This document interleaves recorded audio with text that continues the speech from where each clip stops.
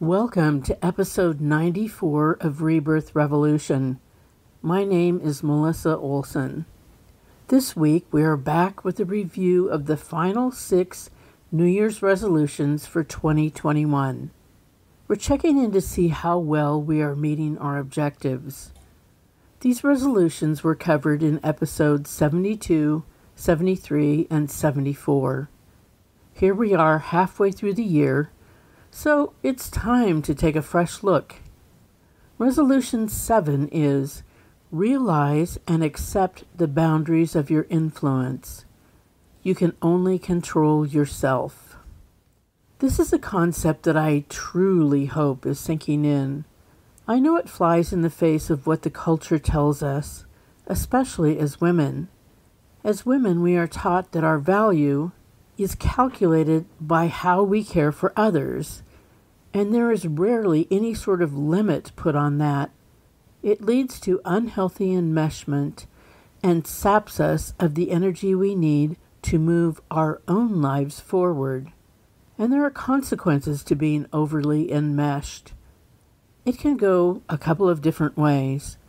You can either smother a person until they need to flee for their own well-being, or you can maintain power over the lives of others by stripping them of their own power, rendering them weak and dependent. This is no time for that. We are all here to move forward, so we need to give each other the space to do just that. When I originally introduced this resolution, I talked a lot about how people had forfeited their free will to the evil, self-serving former president. In the 6 months that have elapsed, they still haven't had their day of reckoning with the consequences of that choice. We can only hope that their day is coming soon. It is tragic to see that they are still attached to the anti-mask and anti-vax positions of their cult leader. It puts everyone at risk. Thank science for the vaccines that are keeping many out of the hospitals. Those who are dying now are doing so to appease their cult leader. It's a consequence that is hard to fathom, considering the fact that he doesn't care about them in the least. But there's no talking sense into these people. They are firmly entrenched in the cult mentality. We can't change them. We can't even inform them. They will just need to ride this out to the bitter end, to its logical conclusion. All we can hope is that the virus doesn't have a chance to mutate to the point where our vaccines no longer work as they continue to spread it around. Human nature is a wild thing. We have so many frailties. We have accumulated so much damage. And we just can't seem to stop letting that rule the day. But you can control you. And you can make choices that will benefit those around you. The rest, sadly, is just going to have to play out. Resolution 8 is cultivate the ability to give yourself what you wish others had given you. At the core of everyone's progression through all the levels of spiritual awareness we achieve in this school is the relationship with self. And oddly, that can be the hardest relationship of all. There is so much to excavate, so much to unravel. There are memories packed away in our brains that were placed there before we were capable of remembering. Those memories created and changed our wiring, so our brain becomes the reflection of our experiences. This is one of the reasons why we are all so very different. We have all had very different experiences, and the experiences we have had are perceived through the lens that our brain provides, based on prior events. It's pretty complicated up there, and we are just beginning to understand exactly how complicated and intertwined everything is. It is very important to always keep in mind how little we know. This applies to most subjects. It is another human frailty to always want to think that we have reached the end of our process of accumulating information or wisdom. We love to feel like we have figured it all out, but it is entirely possible that we are currently only in possession of a speck of all there is to know and understand. The full truth remains elusive.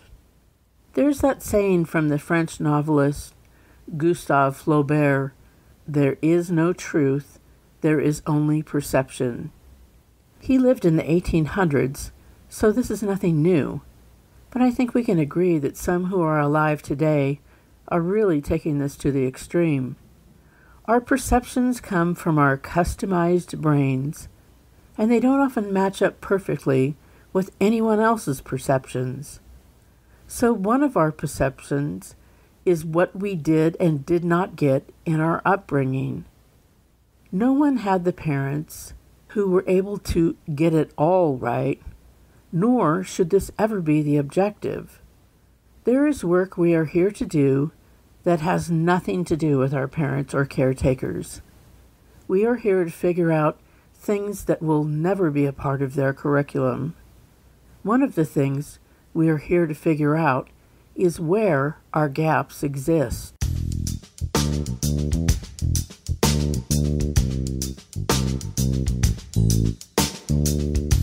In our childhoods, some grew up in hermetically sealed cultures that included all the instructions about how they are to live their lives. Not necessarily the why, but the how. And maybe the only why they heard was that God demanded that of them. They may enter adulthood thinking they have it all figured out, only to find that the culture at large is not in agreement with what they were taught. It is then their mission to figure out what they want to keep and what they need to discard from all that they were taught. Others grew up in less rigid families and have been figuring out what they want, need, and think for themselves all along. It does us little good to lament what we did not get in terms of warmth or support or wisdom from those we chose for their DNA and those we chose for our nurturing, which are two separate decisions that can have different answers. Whatever we chose, it is important to remember that we did choose these people, so it always makes more sense to try to figure out what experience you were looking for than it does to be angry that they don't live up to the fantasy that we seem to want to construct. We can't fault people for not teaching what they didn't know. We can't fault people for not having the emotional stability we would wish for if they were not raised in a family that was emotionally literate. We can't be mad that those who raised us didn't have the resources to make our lives easier, especially when we see how many people who have massive generational wealth struggle to simply be decent, productive members of society.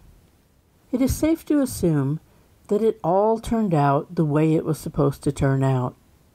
The gaps that you experience are the exact gaps you need to do what you came here to do. The extras that you think might have been great may have been the exact impediments that you would need to overcome to do what you came here to do. If you had everything handed to you and had all the resources you could ever need, why would you ever get off the couch and go live life? It is also true that the things you didn't get have the capacity to teach you the value of whatever that gap reveals. If you were raised by cruel people, you probably have a deeper understanding of how painful that is and extra motivation to be kind. The sting of bad treatment is what illuminates the choice of either being cruel or kind. If you were raised by people who possessed all wisdom, you would have no reason to learn the joy of seeking out wisdom for yourself. If you were raised by people who had great wealth and made sure you never experienced any sort of lack, you wouldn't learn the joy of contributing to society in a way that earned money. Money would have no value. So, all of this being said, your experience has rightfully illuminated elements of life that you have deemed to have value. When you look around, you see that there are others who do not possess that same thing that you value. Let's say that you didn't have a father who played catch with you. In your heart, you just know that the experience of playing catch with your dad must be everything. Of course, movies have done a wonderful job of playing into this notion. The beautiful thing is that you can, as a parent, have that experience with your own child, and it will feel every bit as good, if not better, than it would have if you had done it with your dad. Giving what you missed out on more than fills that gap. Be for someone else what no one else was able to be for you.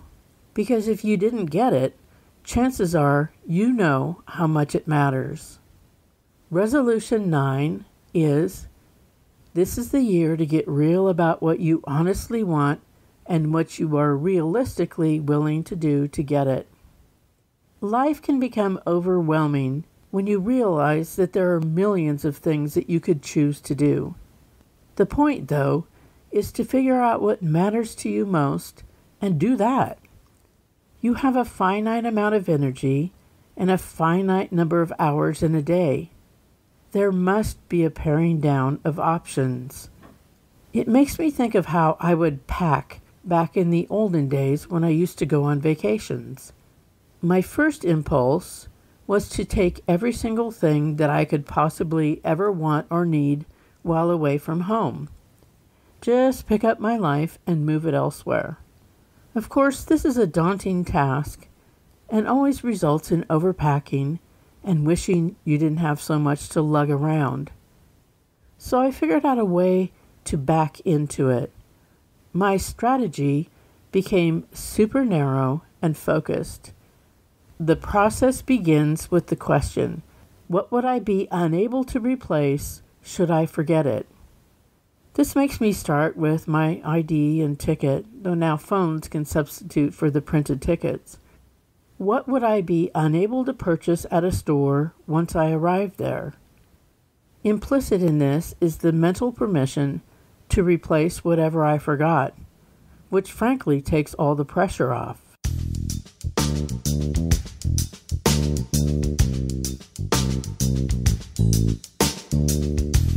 You can do that in your everyday life as well. What is the one thing that matters the most to you? What is the one thing that you would not be able to recover should it be overlooked? If you overlook raising your children well, the fallout will be something that you cannot easily fix with love nor money. The fallout can reverberate for generations to come, so this has to be your first priority. After the essentials, which choice is going to matter to you the most in the long run? Which choice of things to do best reflects how you want to be remembered? What choice is the most reflective of who you are as a person? No one else can decide these things for you. Only you know what matters to you. But in choosing the non-essential activities in life, you must remain focused on the essential activities and make sure they don't get lost in the shuffle. And when your choices are reflective of your true nature, you will never feel like you are giving anything up. It will feel fulfilling and energizing. You can't do everything, but you can do what matters most to you. I can't wait to see what that is. Resolution number 10 is, this is the year when we will seek and utilize assistance from unseen sources. We've talked about the support team that you have at your disposal, the team that is made up of your spirit guides and your ancestors. They are powerful and at the ready to help you navigate this life experience, but you must ask. They cannot assist in moving things around without you asking them to do so. You must ask, and then you must listen and follow what your intuition tells you to do. Additionally, the natural world has countless tools that we can use in our lives that shift energies, heal us, and enhance our energies. Man, since the beginning of time, has figured out how to harness the natural world to assist them in their lives. We have accumulated knowledge that has been carried forward through different traditions. Be open to it. Be open to a world that isn't confined by small thinking. What helps you out may not work for anyone else, and what works for others may not do anything for you. Just keep moving and being open to the world around you and see how it aligns with your mission. Be open, yet be discerning. The more you know yourself, and the more you are in tune with your body, the quicker you can find that which optimizes you. Resolution 11 is, this year we will volunteer to be the highest level of help we can be in every moment, which may be as simple as a smile, the willingness to listen without commenting, or to embody calm in a chaotic situation. In our culture, we have made the concept of helping others a very finite thing. We see the traditional avenues of volunteering, donating money, and the like. Some of these ventures are legit, and some are cynical power and money grabs by people who do not have the best of intentions. Many churches and charities are simply money-making operations, plain and simple. Let's make this more personal. Let's look at the energy that you put out into the world as the highest form of assistance you can give anyone else. You can be the calm, the steady, the caring presence that others need. It's not your job to solve everyone else's problems. That is their curriculum. Don't strip them of the win that they can get and the growth that will come with resolving their own problem. Stay out of the way. Do not do anything that impedes their progress, and be the calm, caring, and steady presence that they can count on to find a reprieve from the work they are doing. That may seem insignificant, but it is how you honor them, respect them, and assist them in doing what they came here to do. Be honest with yourself in examining the part you play in the problems that others are having, and correct your actions. Then let them run with the ball. The energy you share, which is completely within your control, can be a key factor in assisting the growth of others. Resolution 12 is, we will continue to move in the direction of feeling nothing but love and compassion for ourselves and others. This continues to be our ultimate goal, the most difficult one of all. It is where you land when you have achieved the highest levels of spiritual awareness.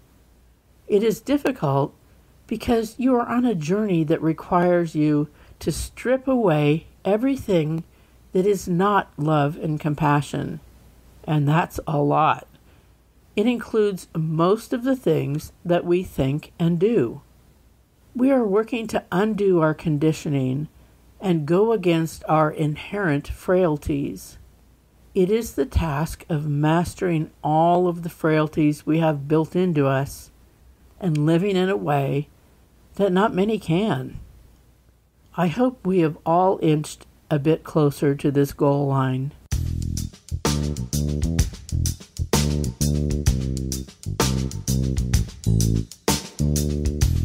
Thanks for returning for another week of Rebirth Revolution. I hope this review of our objectives for this year keeps you in touch with the through line and drowns out some of the static. You can always contact me by emailing rebirthrev@gmail.com. I'd love to hear how you're doing. We can be found on all the podcast apps, along with on Audible, Spotify, and Pandora. Full episodes play on YouTube as well.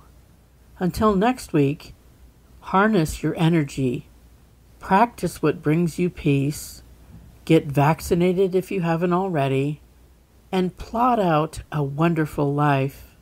Remember, you are loved exactly as much as every other person on the planet, not 1 ounce more or 1 ounce less. Stay strong and safe and moving in a forward direction.